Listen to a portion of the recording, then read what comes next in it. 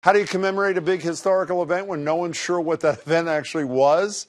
That's the question they're grappling with right now in the Southern Berkshires. Adam Reilly has more on a controversial monument in the town of Sheffield. Some of us have trouble remembering what we were doing a week ago or even last night. But Tom Warner of Great Barrington, Mass. Can say exactly where he was on the evening of September 1st, 1969. And I was laying right where we're standing right here. And I was laying on the ground like this, and there was a beam on me. Emanating from an object that resembled nothing he'd ever seen before. 20 feet or more in height and probably about 30 feet to 40 feet around. And it had, as I'm looking there, I can see it, it had lights. The lights are colors I've never seen in my life. To skeptics, this tale of a close encounter in the Berkshires might sound implausible. But Warner isn't the only one convinced he witnessed something remarkable that night. Back in 1969, we had listeners call the radio station that evening. And at the time, they didn't know it was a UFO. They just, called the station and said something bizarre is happening. David Isby is the general manager of WSBS, about 5 miles from Warner's house. We talked about it on the radio just last week, and one of our listeners, Jane Brown, who's now 84, she called into the radio station, and she told us that she was one of the first people to report it. These memories are back in the news thanks to this monument in the neighboring town of Sheffield, where a man named Tom Reed says he and his family had their own close encounter that same evening. This light rose up maybe 2 or 3 stories, and it went actually further away from our vehicle over what's now a large cornfield.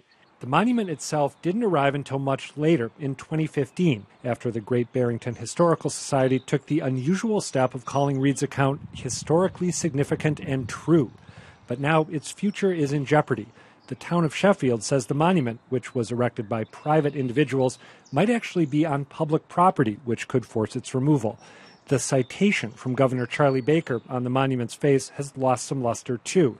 Recently, a spokesperson told the Boston Globe it was issued in error. And for the record, the Great Barrington Historical Society has some buyer's remorse of its own. I think the Historical Society regrets that our words or our decision has been taken out of context. Not that the events of that night weren't significant, Director Robert Kroll adds. But Kroll, who wasn't there when the Historical Society first weighed in, says in retrospect it was a mistake to focus so much attention on one man instead of everyone else who witnessed something inexplicable that night. The children coming into school and talking about the event, one of them was an old student of mine. One is a local shop owner whose father was the sheriff in town, a police chief in town. So these are reliable people. These aren't people that are self-promoting. Which sounds like a swipe at Tom Reed, who's detailed his story in multiple media venues and gone further than many of his former neighbors. An ant with some human features. It had the head that looked like almost like a football. In comparison, Tom Warner has kept a relatively low profile.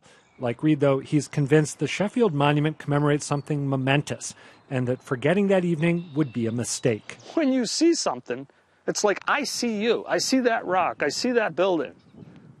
I saw that UFO.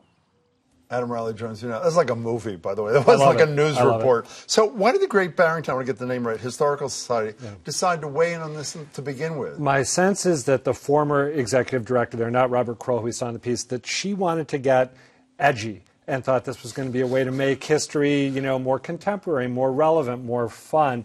Now it seems like that they clearly think she went too far. But at the same time, you heard Robert Kroll say that he knows people who he thinks highly of who swear that on that night in 1969 something happened. So they're ambivalent now. Why no interviews? I don't mean to criticize you, of course. It's Why fine. no interviews with people from the town itself? I government? wanted to interview the town manager to find out why they were looking into whether this thing should be moved. They've lawyered up because they are afraid of possible litigation either from Tom Reed, who we heard from, or the Roswell UFO Museum, which has also taken an interest. Okay, so raise your right hand.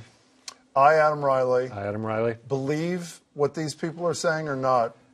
I, Adam Reilly, think there are more things in this universe that you and I do not know the full measure. I'm gonna dodge. Who knows? I'm agnostic when it comes to religion, and maybe they saw something. I love the story, and I love the Charlie Baker part of the story, too. Yeah, that's a nice touch. Classic. Good to see you, Adam. Thanks so much.